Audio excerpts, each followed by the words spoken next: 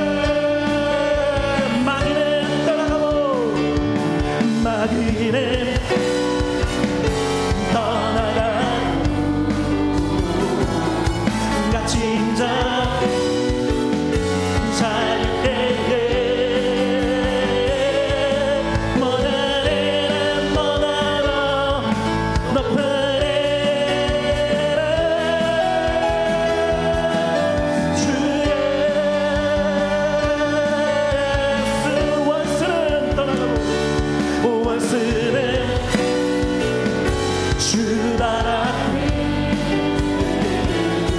문화처럼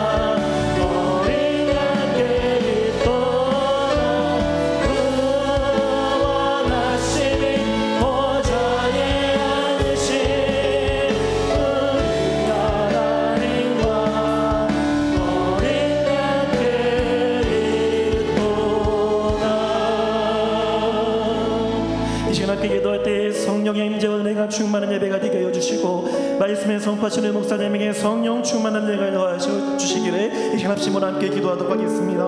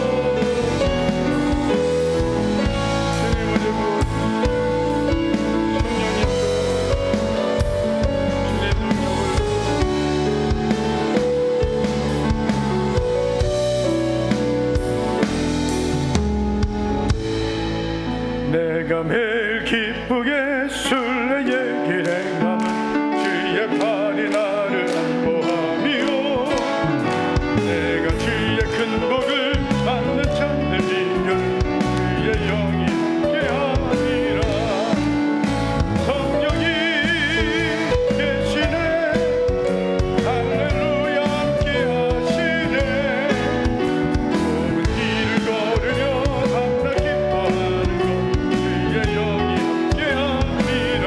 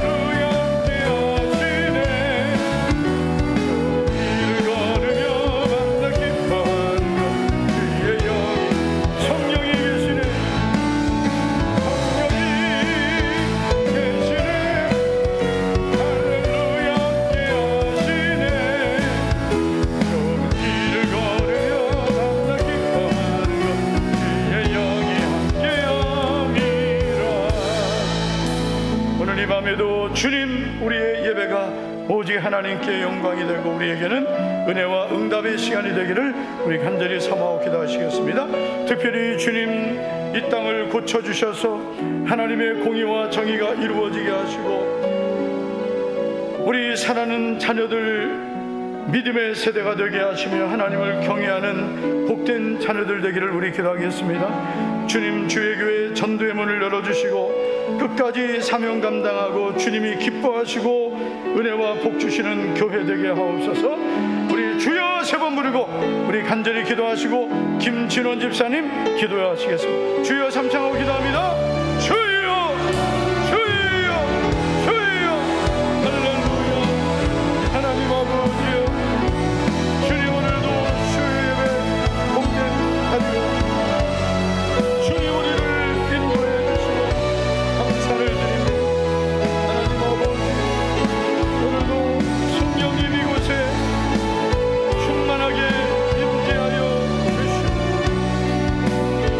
주님 은혜 부어주시고 오늘도 새롭게 성령 충만하게 하시고 주여 도와 주님 도와 주여 도와 오늘도 성령 하나님 이곳에 충만하게 임재하여 우리의 모든 허물과 죄악을 용서해 주의 은혜로 새롭게 하여 힘으로 눈으로 우리의 모든 연약 성령 하나님 도와주시고 주의 능력을 오늘도 주님 함께하여 주시옵소서. 주님도 주님도 주여도 주여도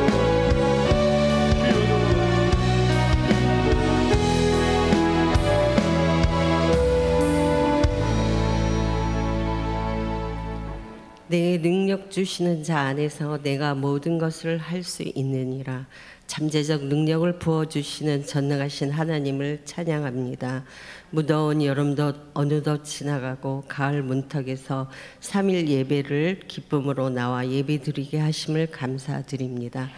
지난 3일 동안 주님의 뜻을 벗어난 우리의 정욕과 교만, 탐심, 지정의를 십자가에 못 박고 회개합니다. 불쌍히 여기사 어린 양의 보혈로 깨끗하게 씻어 오직 참 하나님께만 소망을 두고 살아가게 하옵소서. 4차 1,000번제를 주님의 사랑과 크신 은혜 가운데 성령하게 하심을 감사드립니다. 1000번의 기도와 1000번의 은혜가 계속 이어져 하나님께는 영광이 되시며 우리에게는 삶의 목적이 되어 진실한 회개와 치유의 회복과 새 영으로 충만케 되어 순종과 충성된 믿음으로 응답하시는 하나님의 은혜와 하늘 문이 열리는 축복의 삶을 누리는 우리 교회 성도님들이 다 되게 하실 줄 믿습니다. 주님, 이 나라를 긍휼히 여겨 주시옵소서. 의로 회복되게 하시며 통일한국, 선교한국을 이루도록 기도와 담대함으로 일어나 깨어 영적 싸움에서 승리케 하옵소서.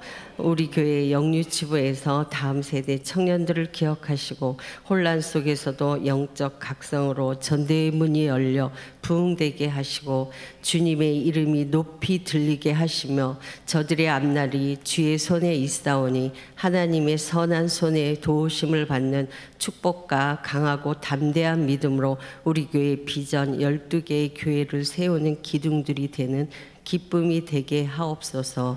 목사님과 사원인 자녀들의 사방을 평안케 하시며 영육의 강건함을 더하사 지치지 않는 세임과 열정, 위로와 큰 상급과 초자연적 지혜로 주님께서 갚아주실 줄 믿습니다. 사모님 새가족 사역위에도 크신 은총을 내려 주옵소서. 협력하시는 선교사님들의 신원과 안전을 지켜주시며 모든 필요를 채워 주옵소서. 이제 말씀을 받을 때 성령 하나님 크신 능력으로 우리 속에서 역사하여 주옵소서. 일어나 빛을 발하는 많은 열매 맺는 우리 목자교회가 되게 하실 줄 믿사오며 예수님의 이름으로 감사 기도 드립니다. 아멘.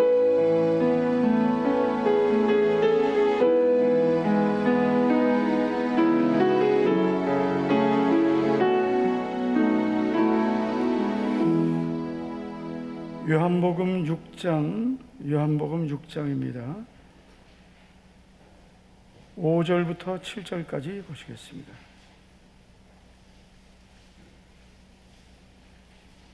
요한복음 6장 5절부터 7절까지 보시겠습니다.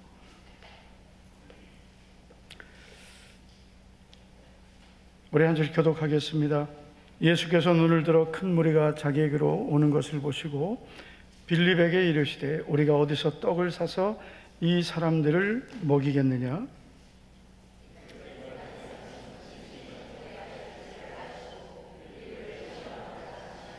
다 같이요. 빌립이 대답하되 각 사람으로 조금씩 받게 하고자 할지라도 200데나리온의 떡이 부족하리이다. 아멘. 오늘 수요 예배 예배 초대 받아오신 분 소개하겠습니다. 황현수 권사님, 정숙향 권사님, 그리고 송원주 집사님 오늘 초대하신 청년이시죠. 이준영님 박수로 우리 환영하겠습니다.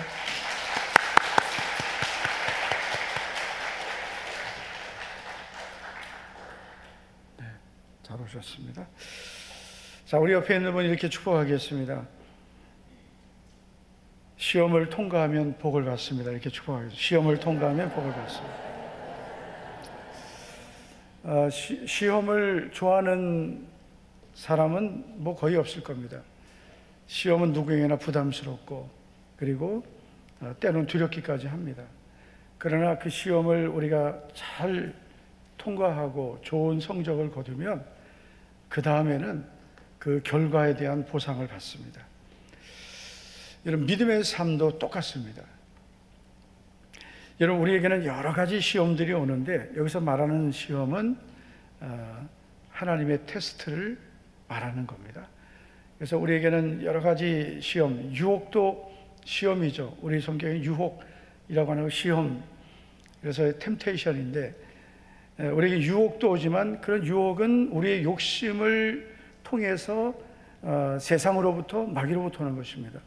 그러나 하나님께로부터 오는 시험은 테스트입니다.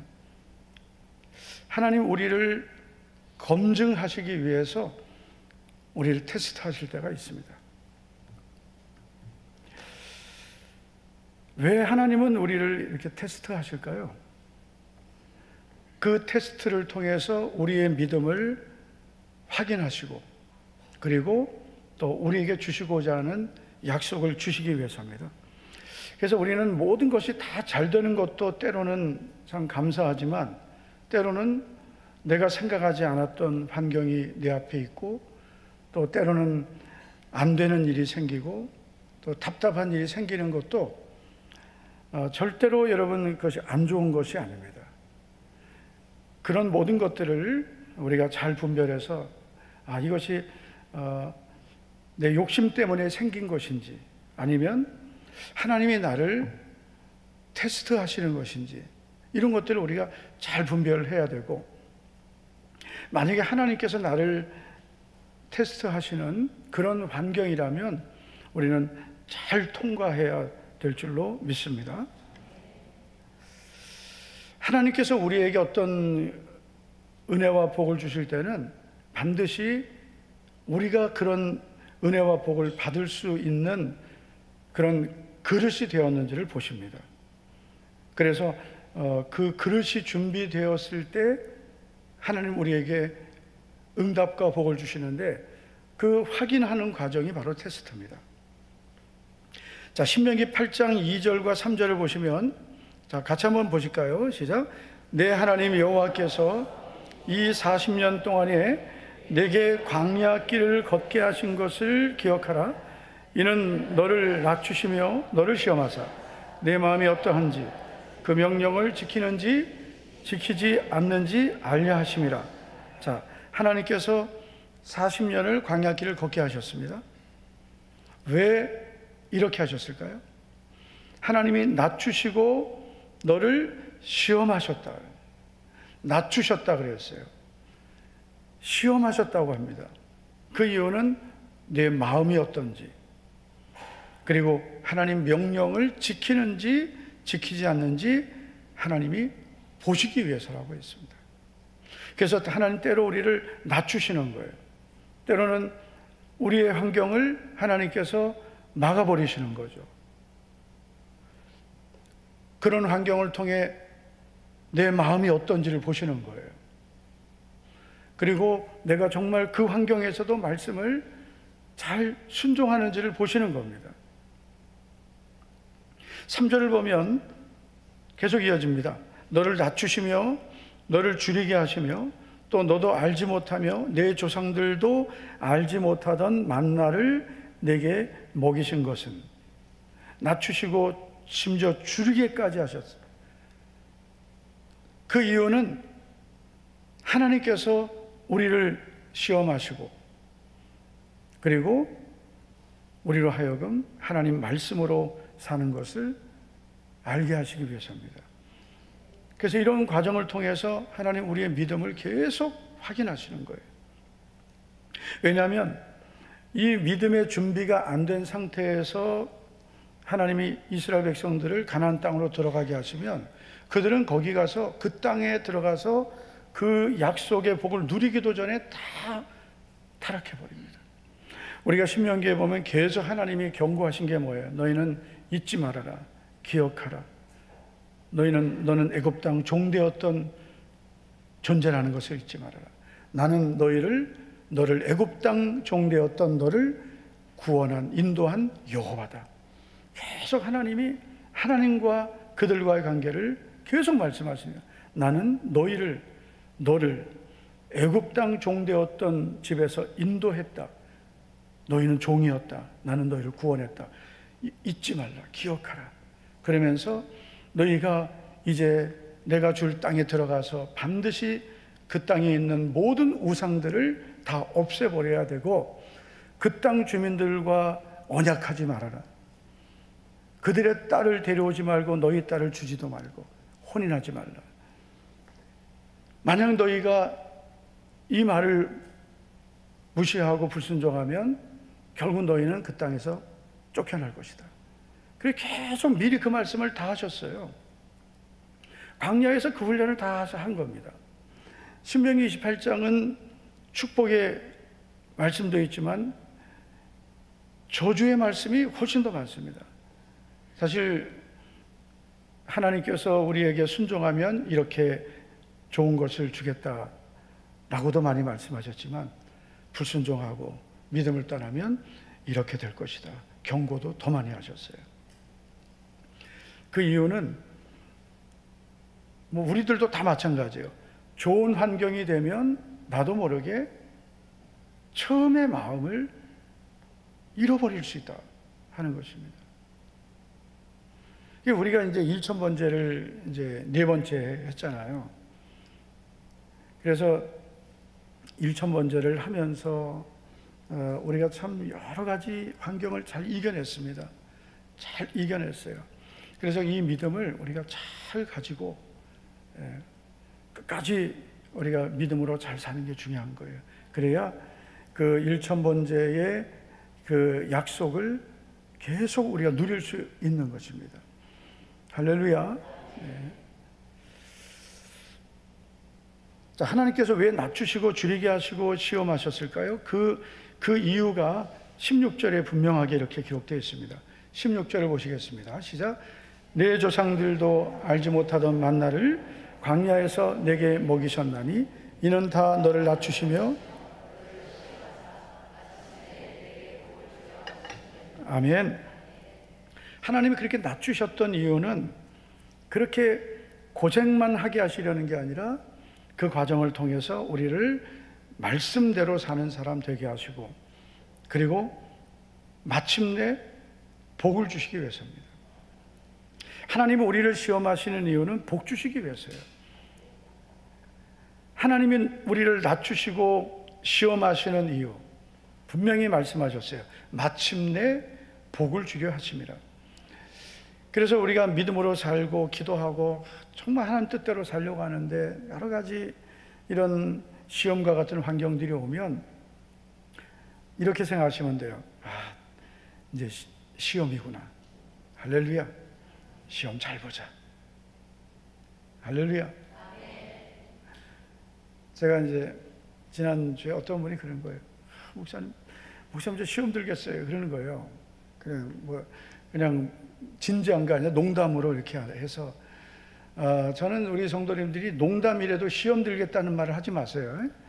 예? 농담으로라도 나 시험 들겠어. 그런 말을 하면 안 돼요. 아시겠죠? 예. 집사님 나 시험 들 것 같아. 그런 말은 정말 안 좋은 말이에요. 시험을 부르는 말이에요. 그러니까 그래서 어떤 환경을 만나도 그냥 이게 내가 지금 믿음으로 살려고 하는 이 순간에 이런 일이 생기는 것은 내가 이걸 잘 통과해야 되는 거구나. 할렐루야. 네. 마음이 좀, 여러분 시험을 볼 때는요 긴장도 하는 거죠. 우리가 신앙생활에 시험이 오면 그때는 좀 힘든 거예요. 답답한 거예요. 그래도 그 시험을 잘 통과하면 하나님께서 주시는 마침내 복이 있게 됩니다. 자, 우리가 요한복음 6장의 배경은 이렇습니다. 예수님의 말씀을 듣기 위해서 계속 많은 무리들이 따라다녔습니다. 자, 그런데 여러분 예수님이 그 무리들을 보시면서 빌립이라는 제자에게 물으셨습니다. 우리가 오늘 읽은 말씀 5절에 보면 우리가 어디서 떡을 사서 이 사람들을 먹이겠느냐. 이 수많은 무리들을 주님이 보시면서 빌립에게 이 사람들을 어떻게 먹이면 좋겠냐 이렇게 물으신 거예요. 그러자 이 빌립의 대답이 무엇입니까? 조금씩 사서 나눠줘도 200데나리온의 떡이 부족할 것입니다. 언제 이런 계산했을까요? 아마 빌립이 이미 다 계산하고 있었을 거예요. 예? 아니 추론하면 그래요. 빌립은 이게 지금 저렇게 사람들이 많은데 예수님은 저 사람들 계속 그냥 놔두실 건가? 빨리 어떻게 대책을 세우셔야 될 텐데 이 사람들 조금씩만 나눠줘도 요 몇 명, 200데나리온 돈이 있어도 이 사람들 다 먹이기 어렵겠네. 이 계산을 계속 하고 있었던 것 같아요. 그러니까 예수님이 빌립에게 물으신 거죠. 우리가 어디서 떡을 사서 이 사람들을 먹이겠느냐? 그런데 6절에 보면 예수님이 이런 질문을 하신 이유가 나와요. 이는 이렇게 말씀하시면 친히 어떻게 하실지를 아시고 빌립을 시험하고자 하심이라. 그러니까 빌립이 어떻게 할 것을 아셨던 거예요. 빌립이 갖고 있던 생각, 빌립이 어떤 말을 할 것을 예수님 아시고 빌립의 생각 속에 지금 수많은 자기 생각, 자기 계획이 잔뜩 있었단 말이에요. 그걸 주님은 미리 아시고 빌립에게 이 질문을 하신 겁니다. 그래서 빌립을 시험하고자 하심이라고 그랬습니다. 그러니까 빌립의 장점이자 약점이 뭐냐면 계산 잘하는 거예요. 이 계산을 잘한다는 건 참 필요할 때도 있습니다. 어떤 분들은 계산을 좀 못하는 분, 계산을 여러분 잘하는 분이 필요할 때가 있습니다. 그런데 때로는 이 계산을 잘하는 것이 자기에게 올무가 될 수도 있는 거예요. 너무 자기 계산이 많아요. 계산, 자기의 어떤 나름대로의 자기 생각이 너무 많고 계산이 너무 빠르면 하나님이 하실 일보다 자기 계산을 항상 앞세우게 될 수 있습니다. 빌립의 경우는 믿음보다 계산이 항상 앞섰던 사람이라고 볼 수 있어요. 자기 생각, 자기 계획, 자기 계산 이런 것들이 많았던 사람입니다.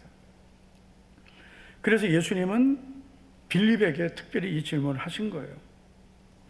여러분 우리가 반드시 알아야 될 것이 뭐냐면 하나님이 쓰시는 사람은 믿음의 사람입니다. 할렐루야. 하나님이 쓰시는 사람은 계산이 빠른 사람이 아니더라고요. 하나님이 하시는 일은 계산 가지고 안 돼요. 우리의 계산으로 하나님이 하실 일이 다 맞느냐, 예측이 되느냐, 그거 절대로 안 되더라고요. 하나님이 때로는 우리의 계산한 것을 다 모든 것이 아무것도 아니게 하실 수 있는 거예요.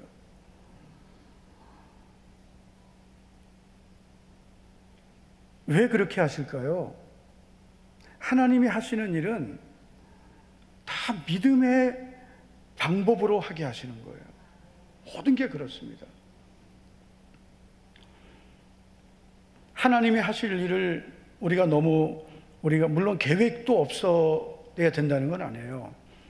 우리는 계획도 믿음의 계획이라 해야 되고요. 그 믿음의 계획을 세웠어도 성령님의 비상섭리라는 게 있어요. 그 성령님의 비상섭리는 우리가 즉시 순종해야 되는 거예요. 그거를 우리가 이건 내 계획이, 이거 기도하고 세운 계획이다. 근데 그런 것들도 우리가 정말 그래서 민감해야 되는 거예요. 제가 지난 수일이죠. 광야는 은혜로 사는 곳이다. 다 잊어버리셨겠지만 뭐 어쨌든 광야는 은혜로만 사는 곳이에요.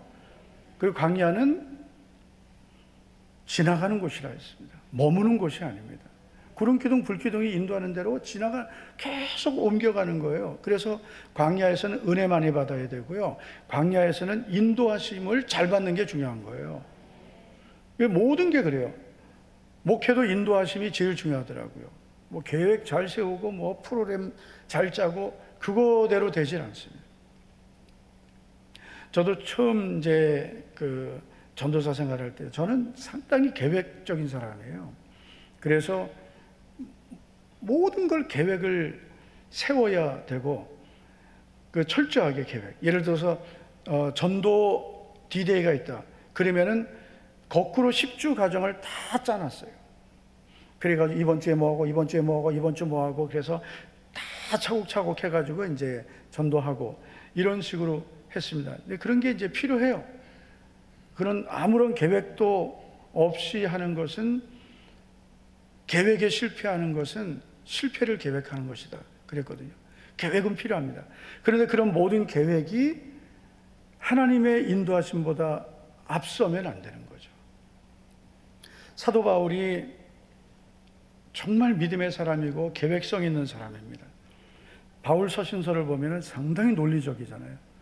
로마서는 이 법적인 그런 지식이 없으면 절대 쓸 수 없는 거예요.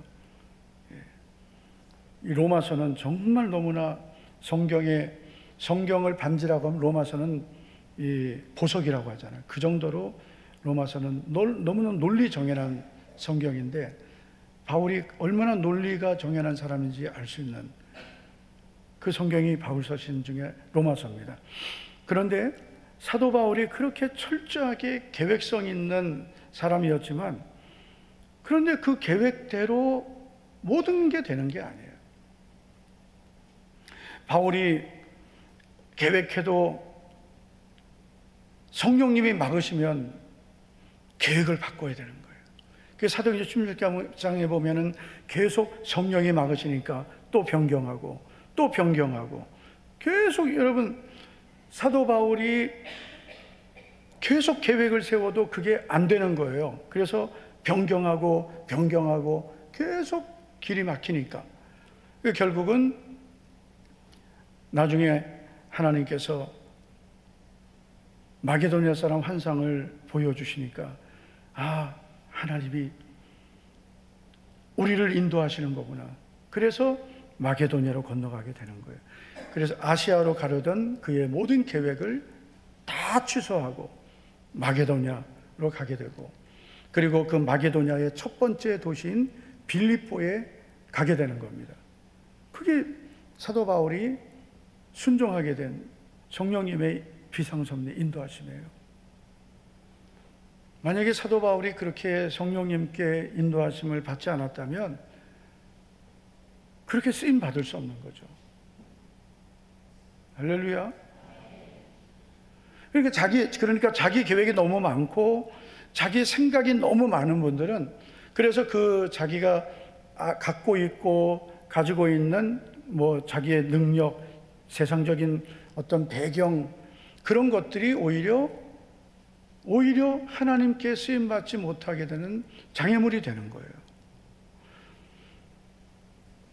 하나님이 쓰시는 사람은 믿음의 사람이고 성령의 사람, 그리고 인도하심을 잘 받는 사람이에요.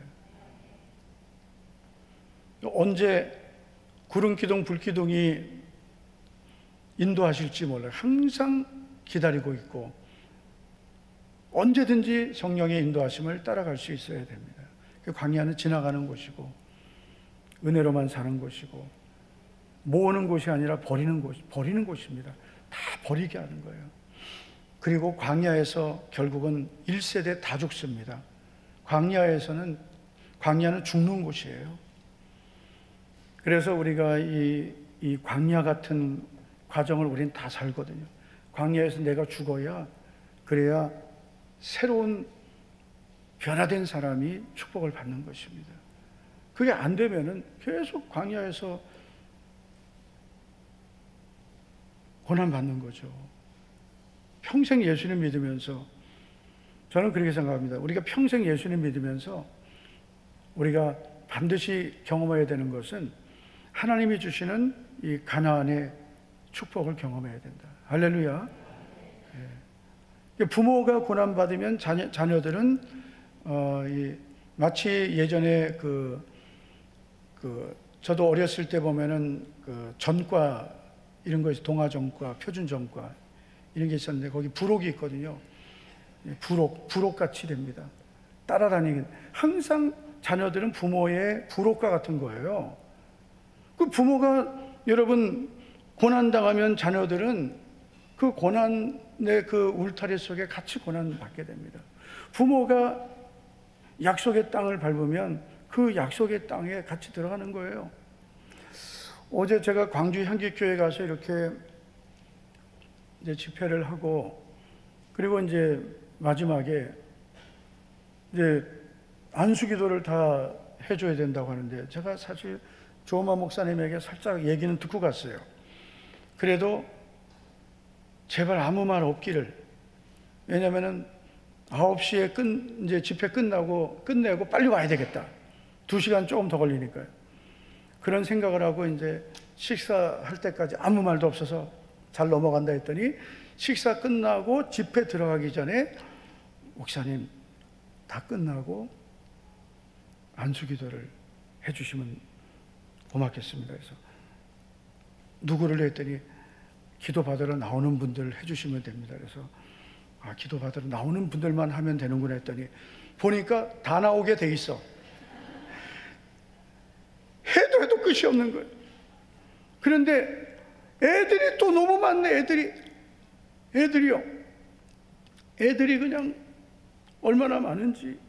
거긴 또 대안학교 있잖아요. 대안학교. 그리고 부모님들이 애들을 다 데리고 집회를 참석한 거예요. 뭐 초등학생, 뭐 중학생, 고등학생, 청년들, 그리고 갓난 애기들까지, 갓난 아이들까지 다 데리고 온 거예요. 그런 걔들 다 기도를 해줘야 돼요. 그런데 이렇게 기도를 해주다 보면 또 기도가 길어지잖아요. 예? 똑같이 그냥 기도해 주는 게 아니라 또 기도가 길어지다 보니까, 그래서 제가 몇 번을 얼마나 남았나 계속 나오는데, 그런데 아이들이 기도 받으러 나오는 모습을 보니까 그런 생각이 들었어요. 야, 얘들은 참 부모를 잘 만났구나. 정말 부모 잘 만나서, 그러니까 얘들이 자기들 스스로 그 밤에 부흥에 나오겠습니까? 부모님이 나오니까 나가자. 안 갈래요. 나와! 안 나올래? 빨리 나와. 뭐 그렇게 안 했겠지만 애들이 어려서부터 이렇게 엄마 아빠 따라서 이렇게 교회 나온, 그게 그렇게 된 거예요. 그 어제 또 임산부도 있어요. 또 감동이 와가지고 또 임산부도 또 얼마나 귀합니까? 요새 임신한 성도가 제일 복된 제일 그런 성도가 목회 동역자입니다. 교회 부흥의 주역.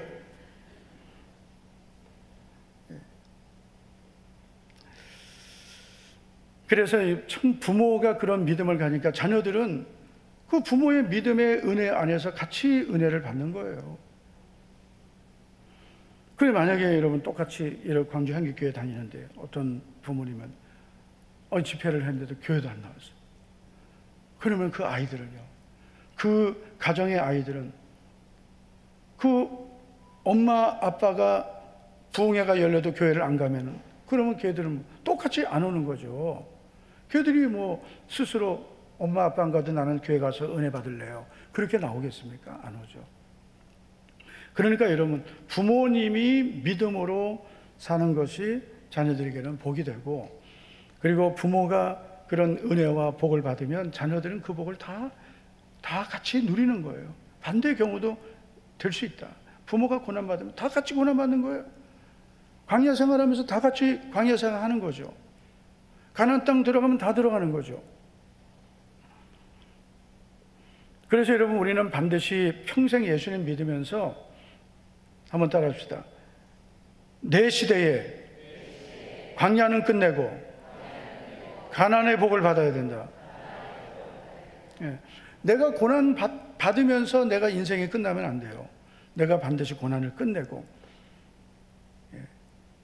연단을 끝내고 약속의 복을 받아야 돼요. 그래야 여러분, 내 자녀들도 그 은혜 속에 살아갈 수 있는 거예요. 하나님께서 우리에게 시험을 주시는 이유는 마침내 복을 주시기 위해서입니다. 빌립도 마찬가지예요. 예수님이 왜 빌립을 시험하셨을까요? 역시 빌립을 복 주시기 위해서입니다. 우리에게 여러 가지 시험이 찾아왔다면 그것은 나에게 복을 주시기 위해서예요. 하나님, 저 일천번제도 했고 이렇게 믿음으로 사는데 저 이렇게 답답한 일이 생기고 속상한 일이 생기고 막 억울한 일이 생기고 왜 되는 일도 없고. 여러분, 이제 일천번제 끝나고 시험 보는 거예요. 시험. 옆 사람에게 시험 잘 보세요. 시험 잘 보세요. 시험 잘 보세요. 그 시험을 잘 보셔야 돼요. 근데 어떤 분들은 나 일천번제 했는데 뭐 응답 축복은 왜 안 오고 왜 이런 일이 나에게 찾아오지? 그런 분들은 그게 정말 올무가 될 수 있는 겁니다. 그래서 시험이 찾아왔을 때 우리가 반드시 깨달아야 될 것이 있습니다. 첫째는 내 믿음을 돌아봐야 됩니다. 어떤 시험이 내게 찾아왔을 때 반드시 내 믿음을 그 시험 중에 돌아봐야 되는 겁니다. 6절을 보시면 이렇게 말씀하시면 친히 어떻게 하실 줄을 아시고 빌립을 시험하고자 하십니다. 예수님은 이미 다 하셨어요. 빌립의 문제, 예수님의 제자였고 예수님을 지금까지 따라다녔지만, 그러나 이 빌립이 갖고 있는 믿음의 문제를 예수님이 아셨어요. 그런데 문제는 빌립은 모르고 있었다는 거죠. 빌립은 예수님을 따라다니는 제자가 되었고 자기도 다 버리고 모든 것을 버리고 예수님을 따라왔단 말이에요. 예수님 제자가 되었습니다. 그런데 문제는 뭐예요? 자기가 어떤 문제를 갖고 있는지, 자기 믿음의 문제가 무엇인지를 빌립은 모르고 있었던 거예요. 예수님은 이 시험을 통해 빌립을 시험하고자 하십니다. 이 시험을 통해 빌립이 자기를 보게 하시는 겁니다. 여러분, 우리들도 마찬가지죠. 우리가 평소에는 내 믿음을 잘 몰라요. 내 믿음의 수준, 내 믿음의 상태, 내 믿음이 어떠한지를 우리가 잘 모릅니다. 근데 이 믿음은 언제 정확하게 내 믿음이 드러나냐면 어려운 환경을 만났을 때입니다. 문제를 만났을 때입니다. 시험을 만났을 때 내 마음이 드러나고 내 믿음이 드러나는 겁니다. 모든 것이 다 좋을 때는요, 다 좋아요. 다 좋죠. 얼마나 모든 환경이 잘 되고 그냥 걱정 근심 없고 은혜 충만하고 이럴 때는 다 좋아요. 할렐루야 하면 다 좋습니다. 그런데 답답하고 힘든 환경, 안 되는 환경, 응답이 안 되고 모든 환경이 지금 막막하고 도대체 내가 어떻게 될지 모르겠고 이런 사면초가 같은 환경을 만나면 마음에 내가 더 하나님 의지해야 되겠다 이런 마음이 안 생기고 낙심이 온다든지 부정적인 생각이 든다든지 원망의 마음이 생긴다든지 하나님 말씀에 순종해야 되겠다는 마음보다는 내가 왜 이런 어려움을 겪어야 되지? 자꾸 이런 마음이 생기고 기도할 마음조차 사라져버리고 뭐 이런 내가 전에는 전혀 생각하지 않았던 내 모습들이 나온다면 그게 진짜 내 모습이라는 거죠. 예수님이 제자들에게 너희가 다 나를 버리리라 하셨을 때 시몬 베드로는 죽을지언정 예수님 절대로 버리지 않을 거라 했습니다. 예수님 뭐라 하셨습니까? 오늘 밤 닭이 2번 울기 전에 네가 3번 나를 부인할 것이다. 너무나 정확하게 닭이 2번 울기 전에 3번 나를 부인할 거다. 예수님 말씀하셨어요. 베드로는 받아들일 수 없었을 거예요. 내가 왜 예수님을 부인해? 나 정말 예수님 위해서 죽을 각오도 된 사람이라고. 그런 마음을 가졌을 거예요. 그런데 막상 예수님이 잡혀가실 그 환경을 만나니까 처음에는 칼도 뽑고 자기 목숨을 걸 것처럼 여겼지만 잠시 후에 제자들이 도망가니까 같이 도망가 버렸단 말이에요. 그리고 멀찍이 예수님을 뒤따라갔어요. 잡혀가는 예수님을 뒤따라가고, 그리고 예수님이 그 대제사장 뜰에서 고난받을 때 성지순례 가서 그 대제사장 집에 가봤거든요. 대제사장 집에는 감옥도 있고요. 예수님이 이제 아마 그런 데 갇히셨을 거예요. 그런데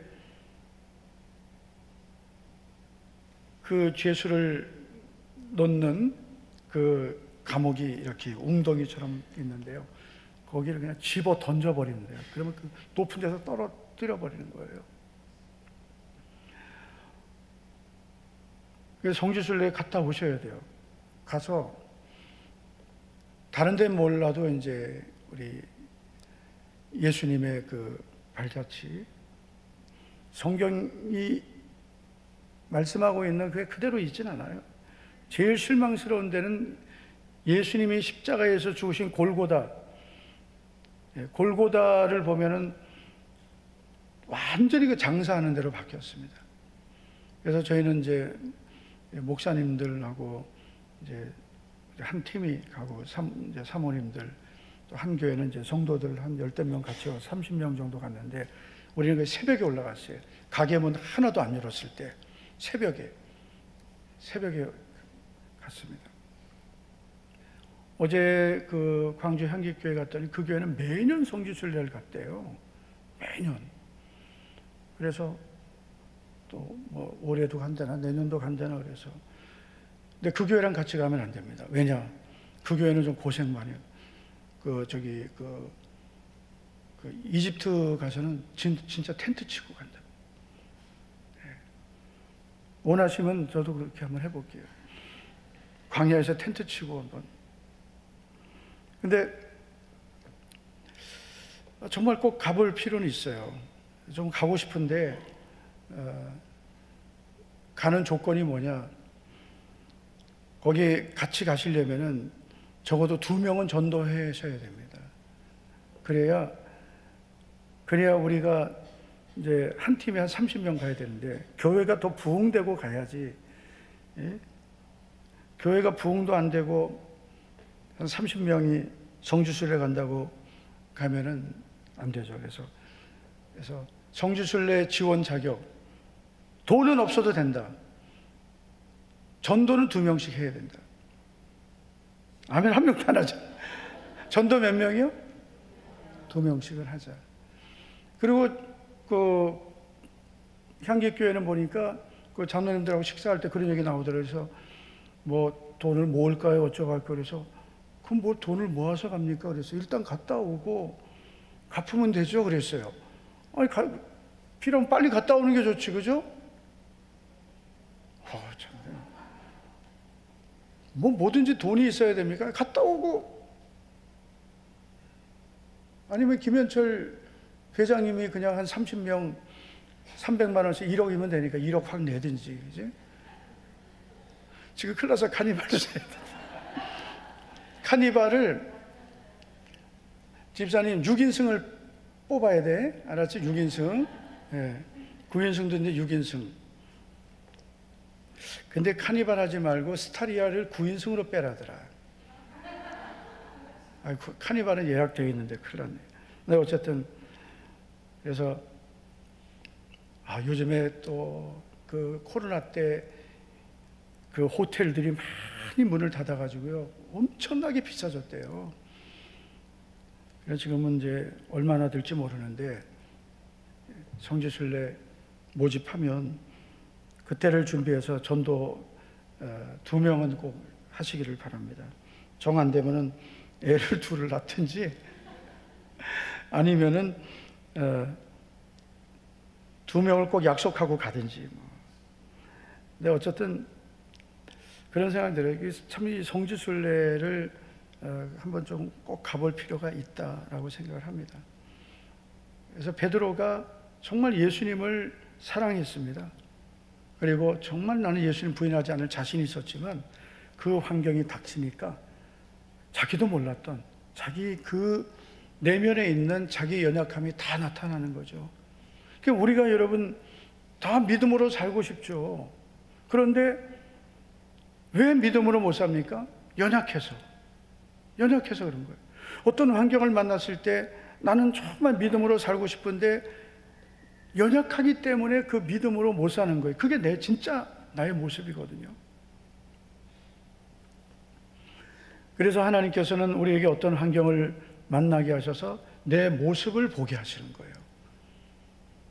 시험을 만났을 때 내 믿음을 잘 보셔야 됩니다. 마태복음 7장을 보면 예수님이 산상수훈의 결론을 이렇게 말씀하셨어요. 같이 한번 24절 25절을 같이 한번 보시겠습니다. 시작.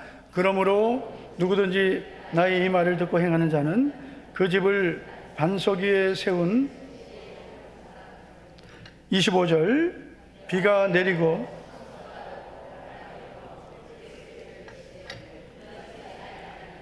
이는 주초를 반석 위에 놓은 까닭이요. 아멘.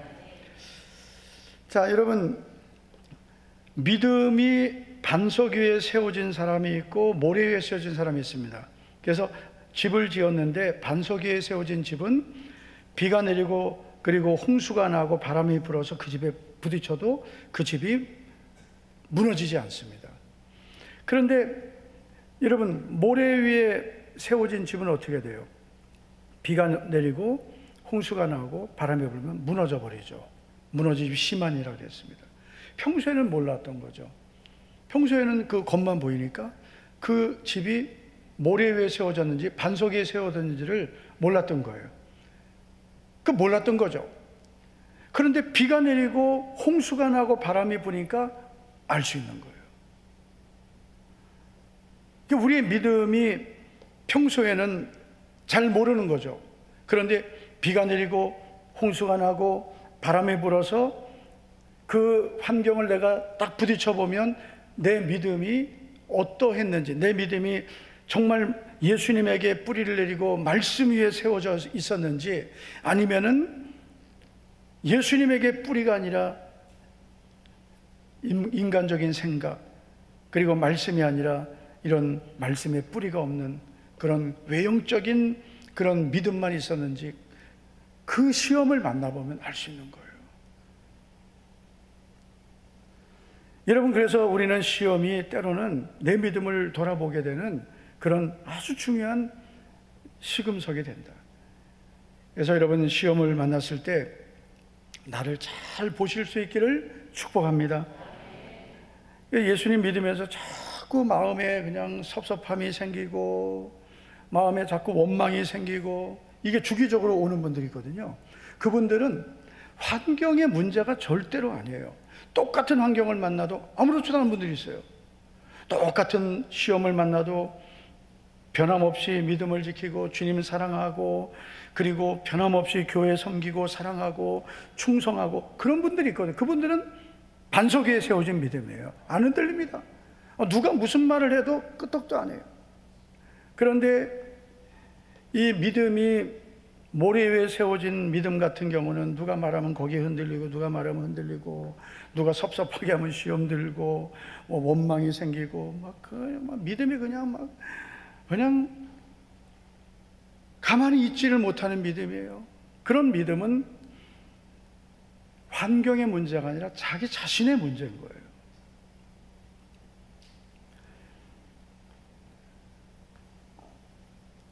저는 이제 우리 교회에 이렇게 신앙생활을 전도받아 오신 분들도 있고, 또 다른 데서 신앙생활 하다 이렇게 오신 분들도 있는데, 이 새가족들에게 있어서 넘어가야 될 시험은 그런 시험이에요. 믿음으로 이제 은혜 받고 신앙생활 하다가, 그러다가 언제 시험이 오냐면, 내가 이제 교회에서 이제 나 혼자 신앙생활하고 나 혼자 은혜 받는 게 아니라 이제 교회에서 주의 일을 주님이 하게 하실 때, 주의 일을 하면서 사람들과 이렇게 부딪히면서 거기에서 많은 시험을 겪습니다. 그래서 같이 이렇게 주의 일을 하면서 시험을 겪어요. 상처도 받습니다. 근데 그런 과정을 겪으면서 우리의 믿음이 사실은 더 단단해지는 거예요. 할렐루야. 네. 그런 일을 겪으면서 그런 사람도 우리가 또 예수님의 사랑 안에서 사랑하고, 또 어떻게 보면 서로 우리가 서로 잘 용납하면서 믿음으로 같이 성장해야 되거든요. 그래야 되는데 뭐 누가 말 한마디 하면 막 섭섭하고 힘들고, 그러면 내가 계속 시험 드는 거예요. 그리고 우리가 교회 안에서도 그런 거예요. 우리가 성도들이 성도들을 대할 때는 성도로서의 지켜야 될 이 예절이 있는 것입니다. 가장 중요한 것은 언어 예절이에요. 언어 예절이 너무나 중요한 거예요. 내가 세상에서 사용하던 언어를 교회에 와서 똑같이 쓰시면 안 되는 거예요. 교회는 주님이 피 흘려 세우신 주님의 거룩한 몸이에요. 할렐루야. 그래서 이 교회 안에서는 우리가 정말 하나님이 우리를 구원하신 은혜에 감사하고, 예수님 안에서 함께 부름받은 이 성도로서의 서로의 예절을 지키고, 언어 예절, 인사 예절, 그리고 서로 우리가 존중하고 배려하면서, 그러면서 우리가 함께 믿음을 지켜가야 서로에게 복이 되는 겁니다. 근데 이게 안 되면요, 나도 모르게 상처 주고, 또 상처받는 사람 그게 힘들고, 나도 모르게 상처를 주는 것도 내게 복이 안 돼요. 내가 모르고 하는 거지만, 내가 모르고 상처를 주는 것도 나에게 복이 안 되는 겁니다. 항상 우리는 다른 사람에게 언어 예절, 배려, 섬김, 존중, 이런 것들이 교회 안에서 너무나 중요한 것입니다. 그래서 나 때문에 다른 성도가 시험 들어서는 안 되는 거예요. 그리고 또 혹시 내가 그런 어떤 그 일을 겪었을 때, 하나님이 나를 이 환경을 통해 나를 더 단단하게 만드시는구나, 내가 잘 이겨내자. 그래서 잘 이겨내셔야 돼요. 할렐루야. 예, 이 새가족들은 그런 과정들이 있어요. 그런 과정들이 있습니다. 그 절대로 여러분 교회 안에서 절대로 갖지 말아야 될 생각, 그게 뭐냐면은 서운한 생각을 가지시면 안 돼요. 교회 안에서 우리가 신앙생활 하다가 서운한 생각이 드는 것은 아주 안 좋은 거예요. 그래서 내 마음에 그냥 서운한 생각, 다른 성도에게 또는 교회에 대해서 또는 또 담임 목사나 교역자에 대해서 좀 서운하다, 섭섭하다, 이런 마음이 들어가면 그건 아주 심각한 시험이 되어버려요. 그건 아주 벗어나기 어려워집니다. 그래서 그런 마음을 갖지 않도록 항상 내 마음을 잘 지키셔야 됩니다. 이동에 오신 분들은 이제 둘로 나눌 수 있어요. 이런 경우가 있습니다.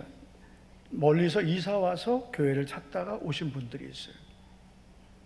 그리고 또 한 경우는 먼저 있던 교회 신앙생활 하다가 여러 가지 시험으로 힘들어서 옮겨오신 분들이 있어요. 저는 어떻게 우리 교회를 오셨든지 우리 교회에서 등록을 하고 우리 교회 성도가 되면 저는 정말 주님이 보내신 우리 교회 성도라고 저는 그렇게 받아들입니다. 할렐루야. 어떤 이사 와서 우리 교회 등록했든 다른 교회에서 신앙생활하다 힘들어서 우리 교회 왔든 하나님 우리 교회 보내셨다고 생각, 우리가 등록을 받은 이상은 우리 교회 성도라고 생각하는데, 그분들은 이제 이런 시험을 이겨내셔야 돼요. 멀리서 이사 와서 우리 교회 왔다. 그러면 그 교회에서 10년 또는 더 오랜 시간을 익숙하게 신앙생활을 했어요. 그러다가 이제 우리 교회에 와서 등록을 하고 신앙생활 할 때 많은 것들이 다를 거예요. 예수님을 똑같이 믿고 성경 찬송 똑같지만, 그러나 어떤 교회마다 어떤 예배의 형식이라든지 기도하는 방법이라든지 또 교회 영적인 분위기 이런 게 다 다르거든요.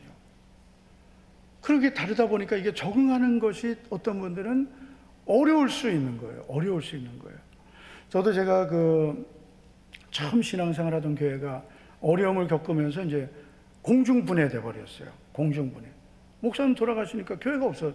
뿔뿔이 그냥 이산가족이 돼버리고 주일마다 교회를 찾아다녔습니다. 참 비참한 거예요. 이건 이 교회 가서 눈치 보고 저 교회 눈치 보고 정말 힘들었습니다. 그리고 이제 한 교회를 정해서 아는 사람이 있는 게 너무나 중요하더라고요. 아는 청년이 한 명 있어가지고 이제 그 교회를 가게 됐어요. 근데 저는 그때 저희 어머니하고 같이 신앙생활을 했기 때문에 저희 어머니가 잘 정착하는 게 저에겐 참 중요했습니다. 저는 그때 당시에 제가 신학생이었기 때문에 어차피 저는 이제 교육자 생활을 해야 되기 때문에 한 교회에 있을 수 없는 상황이었어요. 그런데 이제 그 교회에서 제가 이제 신앙생활 하는데 담임 목사님이 저를 부르셨어요. 그러면서 우리 교회 전도사로 같이 사역했으면 좋겠다. 그래서 저는 너무나 감사했죠. 그래가지고 제가 목사님 건방지게 기도해 보겠습니다. 그러면 안 되잖아요. 목사님 얼마나 기도하셨겠어요. 그래서 예, 알겠습니다. 그리고 이제 대답을 하고 일주일을 새벽 기도를 하는데 대답을 해놓고 제가 마음이 안 편한 거예요. 왜 안 편하냐? 다른 건 하나 문제가 안 됐어요. 목사님도 너무나 좋으시고 사모님도 너무나 아껴주시고 너무나 좋은데 문제가 뭐냐? 기도가 안 되는 거예요. 기도가 너무 조용해요. 나같이 우리 통성 기도하겠습니다. 조용한 거예요. 그 기도하려면 밤에 혼자 가서 기도해요. 밤에 혼자 가서 마음껏 기도해야 되지 새벽에 기도하면 다 조용하니까. 제가 일주일 동안 기도하고 고민하다가 목사님 사택에 찾아가서 여러 가지 이유를, 그럴듯한 이유를 대가지고 저는 이제 다른 교회 이제 전도사로 갔습니다. 어머니만 남겨놓고.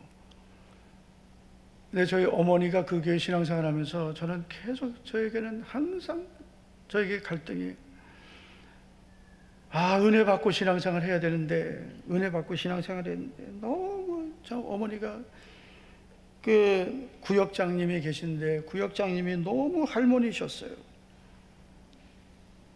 저희 어머니보다 더 할머니. 그러니까 저희 어머니가 이제 병원에 좀 계신 때가 있었는데, 그 어머니 교회에서 신방을 왔었나요? 그랬더니 아무도 안 왔다. 그 오랫동안 병원에 계신데 아무도 안 왔대요. 그 제가 연락을 해가지고 교회에다 연락을 해서 구역장님 찾아가지고 어머니 병원에 계시니까 신방 좀 가달라고 그랬습니다.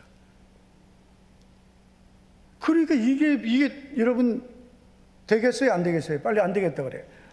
안 되죠.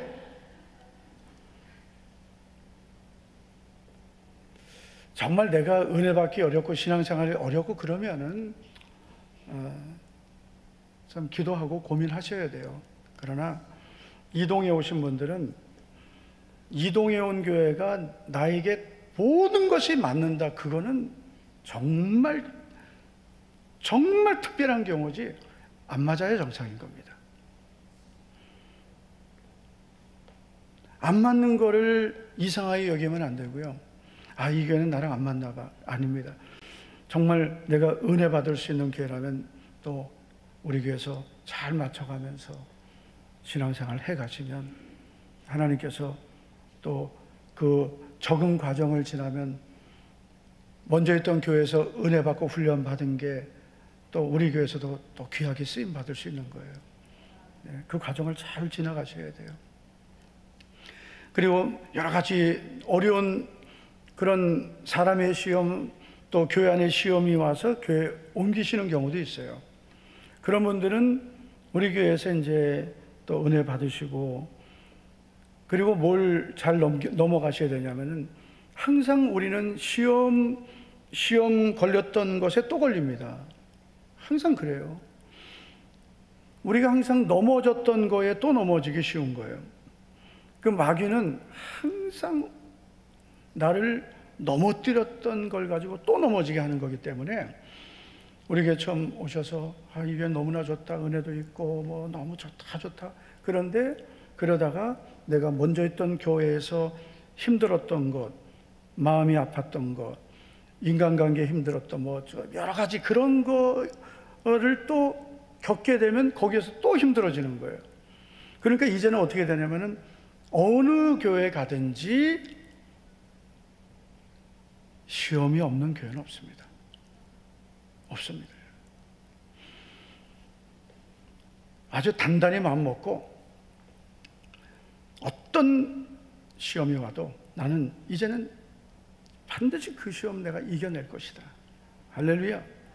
그렇게 신앙생활을 하셔야 돼요. 안 그러면 결국은 이제 힘들어서 우리 교회 와서 정말 은혜 받고 열심히 하다가 또 그런 시험 만나면 또 교회를 또 찾아가 다니는 거예요.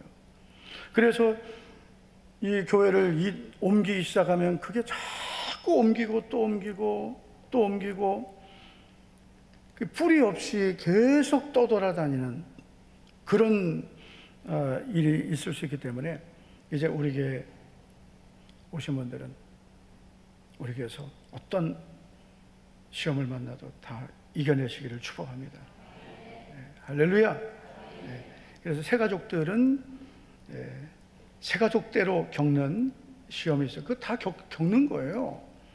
그런 시험을 겪어야 내 믿음이 견고해지는 거예요. 내 믿음도 내가 보게 되고 그러면서 견고해지고 사람을 바라보지 않고 주님만 더 바라보고 또 이분도 이런 허물이 있지만 주님이 사랑하시고 구원하신 거예요.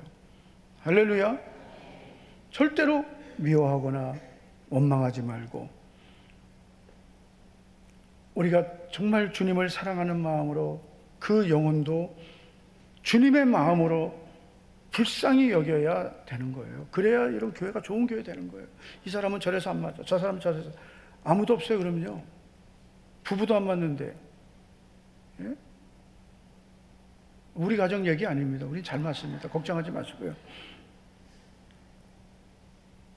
아니 여러분, 나랑 딱 맞는 사람이 얼마나 되겠어요. 교회 안에서 안 맞아도 하나 되려고 하고. 할렐루야. 하나 되기를 힘쓰고 서로 의견이 안 맞으면 내가 양보도 할 줄 알아야 되고. 우리 여자 성도님들이 제일 기도 많이 하고 들어가야 되는 것은 이제 주방이거든요. 주방은 아주 성령 충만해서 주방 안에서는 방언 기도만 하세요. 모든 말을 방언으로 해라. 항상 그래서 주방 안에서는 우리가 서로를 배려해야 되고 존중해야 되고 그래야 그 은혜롭게 음식이 만들어져야 그 음식을 먹는 성도들이 오후 예배에 졸질 않습니다. 저는 우리 모든 성도님들 교회가 정말 천국 같아지길 바랍니다. 그건 내 마음 상태가 제일 중요한 거예요. 내 마음 상태가. 우리 교회는 정말 좋은 교회야. 우리 교회는 정말 좋은 성도들이 있어. 뭐 그런 마음을 가져야 되죠. 이 교회도 나랑 안 맞아. 저 성도 왜 저런 성도가 있지? 그러면은 교회가 천국이 아니라 지옥같이 되는 거예요. 교회를 천국 같은 교회로 우리가 만들어 가야 되고. 할렐루야. 그래야 시험이 적어지고 시험이 와도 잘 이겨내는 거예요. 그리고 그런 시험을 잘 이기고 나면 그 다음에 하나님이 그런 사람을 좋은 일꾼으로 세우시고 그리고 그 다음에 복을 주시는 거예요. 할렐루야. 여러분, 시험이 왔을 때 내 믿음을 잘 돌아보고 저 사람의 문제를 보지 말고 이 사람을 통해 내 믿음을 봐야 되고 이 환경을 통해 내 믿음을 봐야 되고 어떤 어려운 환경을 보면서 내가 어떤 믿음을 갖고 있는가 나를 자꾸 보시면 돼요. 그러면 그 시험이 내게 복이 될 줄 믿습니다. 우리 모든 성도님들 승리하시기를 축원합니다. 전능하신 하나님, 우리 아버지 감사를 드립니다. 오늘 수요 예배 복된 시간, 우리 성도님들 오늘 하루 종일 분주한 삶을 살았지만 오늘도 주님을 사모하며 주의 전으로 나오게 하심을 감사드립니다. 너희가 여러 가지 시험을 만나거든 온전히 기쁘게 여기라. 시험이 변화에 오히려 복이 되게 하심을 믿습니다. 시험을 통해서 우리를 더 견고하게 하시고 우리의 믿음을 더 새롭게 하심을 믿습니다. 빌립을 시험하시고 그의 믿음을 다시 돌아보게 하시고 시험을 통해 그의 믿음을 온전하게 하셨듯 우리에게 오는 모든 시험은 나를 유익하게 하심을 믿습니다. 더 주님을 바라보고 모든 시험을 승리하게 하옵소서. 믿음으로 드린 믿음의 예물들 조현정 권사님, 이은주 권사님, 김자영 집사님, 김진원 집사님, 김광일, 임소리, 김주하 가정 드렸습니다. 드린 예물 그리고 1000번째 예물 주께서 오늘도 기쁘게 연락해 주시옵소서. 예수님 이름으로 축복하며 기도하옵나이다. 아멘. 다 같이 일어나셔서 그 사랑 얼마나 아름다운지 찬양하겠습니다.